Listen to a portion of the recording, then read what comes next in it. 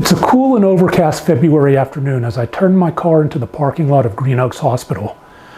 15 years ago, my brothers executed the same turn with me. I'm an unwilling passenger in the back seat. Today's a happy occasion though. I'm sitting for an interview about my mental health and my journey to long-term recovery. 15 years ago, I was in crisis. My brothers dragged me out of my bedroom past a .45 automatic on my nightstand and a granite dresser top littered with Xanax pills and cocaine residue. I didn't want to leave that room. I didn't want to see the next morning. I wanted to die. The drizzle has started before I exit my car. I'm glad I've brought my jacket because we're taking photos outside and it's cold. 15 years ago, it was warm and sunny. Bad things happen on beautiful days. I walk through the front door and take a seat on the bench. Just inside the entrance, I catch eyes with the nurse inside the reception glass.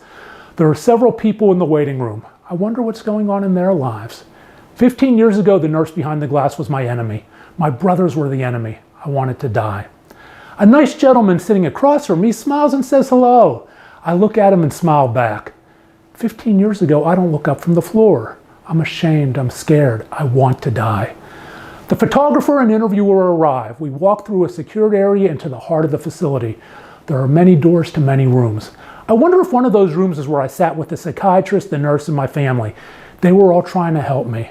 I wanted to die. We take photos in a beautiful green park-like area behind the facility. It's strangely surreal. I don't notice the cold. 15 years ago, all I saw was concrete and darkness. I wanted to die. We have a wonderful interview. I break down relating the role of my brothers and late father in saving my life and the bond we share today. I pause the interview to compose myself. 15 years ago, my only thought was that I'm a dark stain on the Cuban name, deserving to be wiped spotless from the earth, with no further mention. I wanted to die. The interview ends. We stroll back through the lock entrance into the lobby. The same pleasant man says hello. He has an infectious smile in an area where there is so much pain.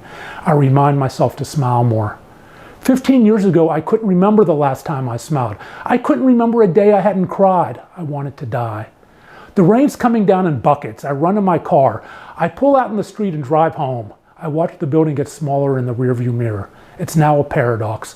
So much pain, but a symbol of my future. Good things happen on rainy days. I'm glad to be alive.